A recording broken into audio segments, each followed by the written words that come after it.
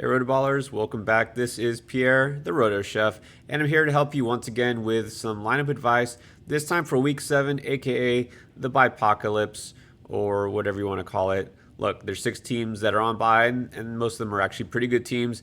It's going to be pretty hard to fill in some of those flex spots, especially at running back, where pretty much every other good running back is also injured. Isn't fantasy football fun? But you know what? It is fun because this is where the true winners come out, because you have to decide who to put in, and that makes all the difference between the savvy owner and the non-rotoballers. So again, you're watching this, you want the best advice. Hopefully this helps you, and let's start with a name that I've heard before, but it sometimes he's a start, sometimes he's a sit, and it's actually getting pretty obvious here. James Conner. So in 6 games so far, there's 2 times where he's had a top 10 running back finish in standard leagues. I'd say it's top 15 in PPR, all right? And 4 games where he hasn't even been barely a top 30 running back. So it is truly boom or bust for Conner, and it's kind of easy to figure out. Look, if the game script is positive and working in his favor, where they can run the ball, they're going to get in the red zone frequently, he is going to get a touchdown, okay? He is pretty much touchdown dependent. That's why you've seen him here as a must sit, including last week. Said don't play him because he's probably not going to score. Well, guess what? He didn't score. He doesn't have value. It's that simple. So if you look at this particular week going against Houston, I'd say it's going to be a favorable game strip. I think it's going to be a good chance that Conner can run the ball more than usual. And yeah, he'll probably score. Look, we can't guarantee that. It's a danger with putting a guy like him in because he just doesn't have that floor, especially in full PPR leagues. But this week, you've got to feel good about his chances. So I say you put in Conner, especially once again, there's just not a whole lot of quality options out there you can put in instead of him. We know at least he's healthy. He's on one of the best offenses, maybe the best offense in the league, going against Houston. Okay, so definitely roll with Conner this week. And then J.D. McKissic, very opposite situation here. Not a good offense, not a good situation, not good game script, and that's where McKissic comes in because he is the pass catcher. Look, I'm just going to tell you, and I just wrote about Antonio Gibson in a trade column, telling you this might be the time to get out permanently from him this season. And that seems a little premature to panic, but I'm legitimately concerned about his shin, that stress fracture. And look, he's been battling all sorts of other injuries too. Remember, he came into the season with turf toe that he had coming from last year. And this injury, it would seem smart to rest him and get him healthy, and they are not doing that. Okay, this is the opposite. Ron Rivera used to be with Panthers, where the Panthers are definitely handling Christian McCaffrey with kid gloves. I guess they wouldn't do that if Rivera was still there, because Rivera is just throwing Gibson out in the field and say, deal with it. I'm sure he's not the only one making the decisions there, but you get my point. Gibson definitely at risk for injury. Was pulled last week early, only 39% of the snaps, and his snap share has been going down each week. It's below 60%. That means more snaps for McKissic, obviously. And you saw last week McKissic, his season high in carries, which was not much. It was like 8. But also 10 targets, and he caught 8 of those. That's where his value comes in. You got to think with Gibson hurting and also going against Green Bay, good chance Washington will need to pass the ball more than run the ball. Like McKissic's chances here at a solid play. And I'm not saying he's going to have a breakout game because it takes a lot for a guy like him to do that. But I do think that he's going to get enough touches, enough snaps that I'm interested in putting him in that flex spot. Again, especially because they're just not very many running backs that have that kind of upside. So I do like McKissic's touch potential in this game.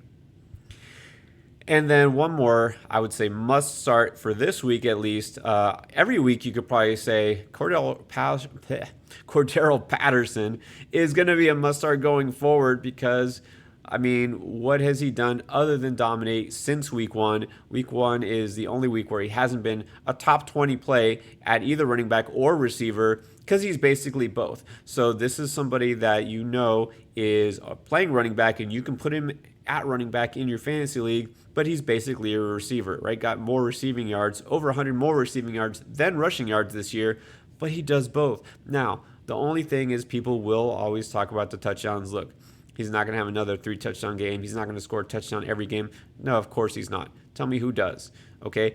Regression, let's not talk about regression because he is still one of the most heavily used receivers in the red zone. Okay, I'm talking about he's up there with the likes of Devontae Adams in terms of red zone targets. Okay, so I don't think you have to worry about him not scoring ever again because it's not as if they have somebody else who's taking those looks away from him.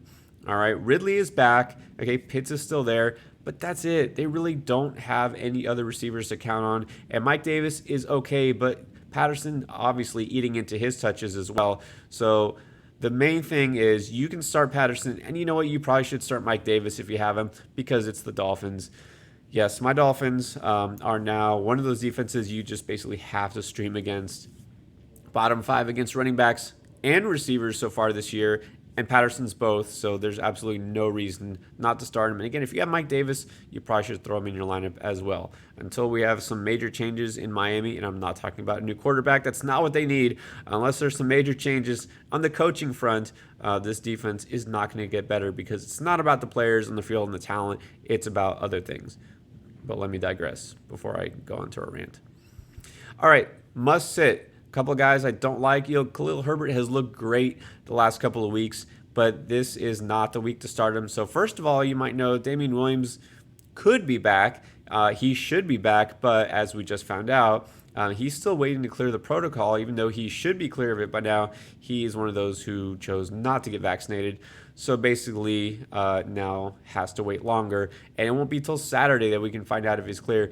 I think he will be. I mean, unless there's a setback, it's hard to tell. But again, you have to assume there's a chance Damian Williams will play. And obviously that cuts into Herbert's touches. But even besides that, this is really more about the matchup. Okay, so I've said it all season long. I'm going to keep saying it until you listen. Tampa Bay's run defense is not one to play against unless you have a dominant running back. Khalil Herbert has looked good. I wouldn't call him a dominant running back, a guy who's matchup proof. Okay, Tampa Bay's run defense has given up 3.4 yards per carry on the season, second best, second only to the Saints. So it's no joke. And then, of course, with running backs, game script always matters. Do we really think the Bears are going to afford to just run this whole time?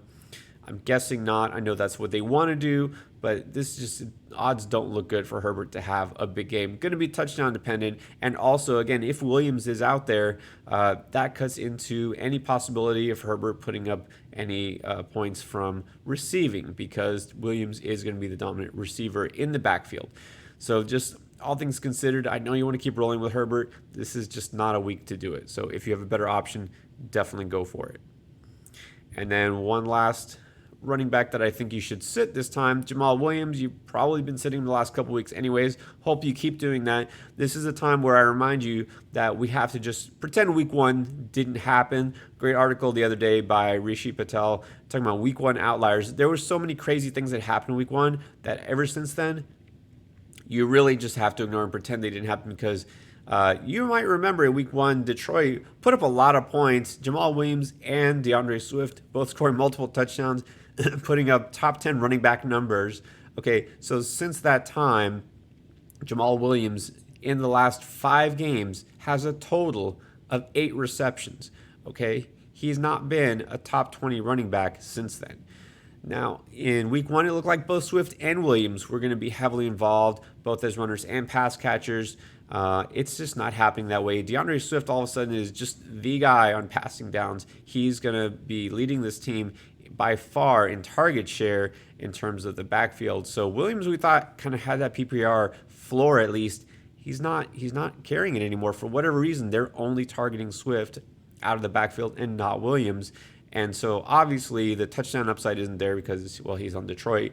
And then it's not happening on the ground or in the air for Jamaal Williams. You know, Detroit, it kind of doesn't really matter the matchup anyways. But the Rams this week, I'm pretty sure we can say we don't expect a whole lot from that whole offense.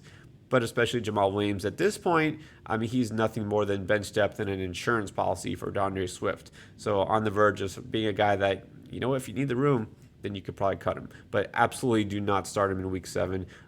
There's just very little hope for fantasy points. All right, guys, that's it for running backs. Again, going to do this for wide receivers, so check that out. Good luck in week 7. Check out RotoBaller for all the latest updates and injury news as always.